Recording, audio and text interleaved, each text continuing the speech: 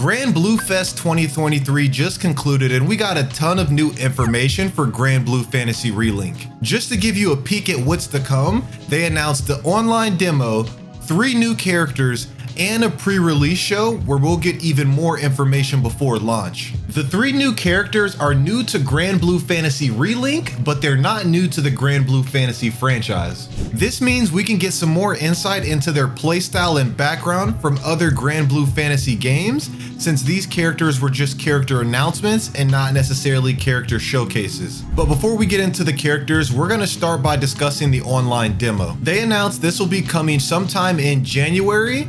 The exact date hasn't been revealed yet, but I wouldn't be surprised if it drops after their pre-release show happening January 11th at 7 p.m. Japanese Standard Time. The time zones and all that can be a little confusing, but I'll make a community post once the demo is available. So to make sure that you don't miss out on that, I'd appreciate it if you hit that subscribe button down below and help me get this video to 50 likes. Now that you've taken care of that, let's get into the specifics we have so far regarding the demo. You'll be able to play a slice of the main story, a few online co-op quests with your friends, and utilize the tutorial mode to practice combos. Completing the story and quest mode content will earn you rewards for the actual game, but as of now, I'm going to assume that all of your progress isn't going to transfer over into the actual game, because I felt like they would have explicitly stated that instead of being intentional with their words, saying that it's going to give you rewards towards the actual game. So I mean, hey, you can choose to no life it if you want and learn your character, but like I said, probably won't transfer over. Now, I believe this is perfect because it gives you a chance to test the game out before you buy it, or if you want to convince your friends to buy it, you can bring them with you on some trial co-op quests to online, so that way you can help, like, nudge, go ahead and buy the game so we can all play the game together before they actually have to fully commit. There will be 11 playable characters available for you to play test with, so you can start kind of practicing getting your combos together and making the final decisions on who you plan to main come launch. They didn't confirm which 11 characters will be playable in this demo, so I'm assuming that's something that they're going to announce during the pre-release show. I did try and do a little bit of investigative journalism for you guys and look at some of the other content creators that got to go to the press tour that they held, just because I'd assume their footage is gonna be from that demo as well. I couldn't find like a commonality of 11 characters being played by these different channels, so I went ahead and just excluded that thought from this video, but I did want to let you guys know I tried and I'm not a lazy content creator. Now let's talk about my favorite part of Granblue Fest, and that's gonna be the new characters. First, we have Cagliostro, who will be available at launch. They didn't give us a preview of her kit, just an intro trailer with her kind of walking into the scene, but luckily for us, she is actually a character in Granblue Fantasy vs Rising. Based on this footage, we can see her playstyle while we wait for her to be interpreted into Granblue Fantasy Relink. Next up, we have Sealfon, coming in an April 2024 update. Sealfon is the leader of Internals, a group of 10 weapon masters. Sealfon also collects spirit swords from defeated foes and channels their energy to manifest them onto the battlefield. Hearing this, I expect him to fight similar to Yang from Honkai Star Rail, where we see kind of all of the floating weapons, like kind of just swinging around on the battlefield while you're dishing out damage, and you also have that one primary weapon in your hand. He's also from the Granblue Fantasy mobile game, I believe is a raid boss, but it's a little harder to visualize like the mobile fighting style being translated into Granblue Fantasy Relink, which is why I wanted to give you an alternative with Yang. The last new character who will also be coming in the April update, and this name's a little bit harder to say, but I believe it's Tuyen. Tuyen is a bowmaster who's also part of Sealfon's group, the Internals. In her description and in the mobile game, they emphasize the fact that she's able to fly. So I wouldn't really be surprised if she's another aerial focused character similar to Zeta, where she's gonna spend so much time dishing out combos from that flying stance in the air.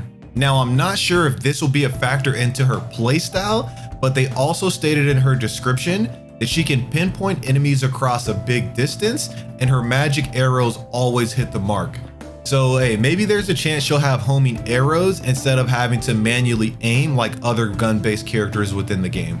Now, I'm personally really shocked that we're already getting post-launch content announced, but this is also something that makes me extremely happy when it comes to like thinking about the longevity of the game. They seem to already have a big head start when it comes to the development cycle of the game, and they're probably already working on the update that's gonna follow that April one. I know that was something that was up in the air, and it seemed like a no-brainer for us to just kind of get continuous support for the game, more raid bosses, more characters, but we didn't really have it confirmed. So I'm happy to know that this is something that's kind of in their mind, and they're working on getting us characters, which also I would assume probably means they're working on getting us more quests and raid bosses once we finish the 100+ hours that they already have built into the game. Hey, maybe even new armor sets and weapons to grind out as we progress.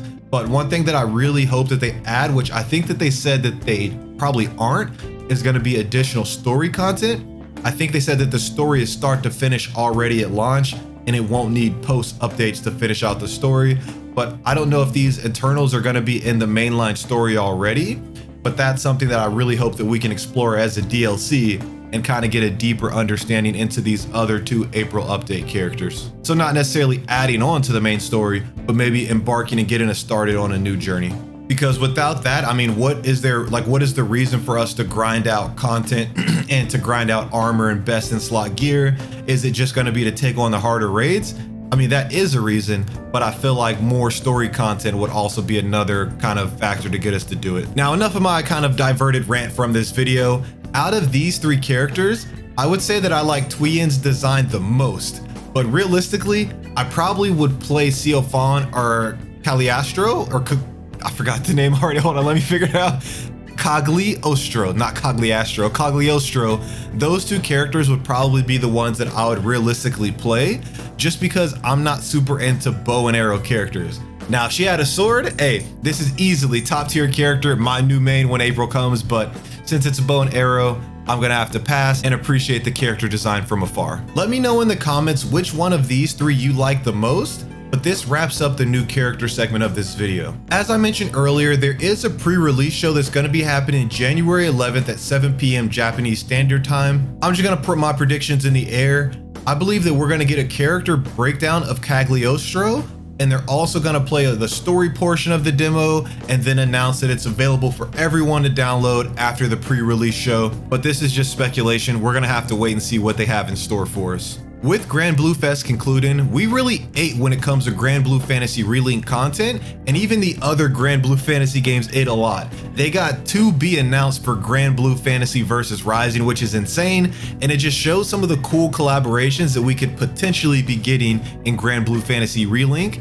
So I believe the future of this game is very bright, and they're already thinking about what's coming next. That being said, if you're interested in the future of other games coming, check out this video where we go into the 14 best JRPGs coming in 2024. Thank you guys for your time, and I'll catch you in the next one.